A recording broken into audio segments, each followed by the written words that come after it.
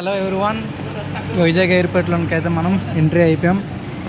Entry అవ్వగానే first of all మనం check చేసుకోవాల్సింది ఏంటంటే మనం ఇండిగోకి వెళ్తున్నామా ఎయిర్ ఇండియాకి వెళ్తున్నామా అని చెక్ చేసుకోవాలి. ఎంట్రన్స్ లాగానే చెక్ ఇన్ అవ్వగానే మన యొక్క బోర్డింగ్ పాస్ ఏదైతే ఉందో అది స్కాన్ చేసుకొని ఇక్కడ మనం ఎంటర్ చేసుకున్నట్టయితే టికెట్ వస్తుంది. టికెట్ వచ్చిన తర్వాత మనం ఇలా స్ట్రైట్గా వచ్చేస్తే లగేజ్ కౌంటర్ ముందు మనం చెక్ చేయించుకోవాలన్నమాట. లగేజ్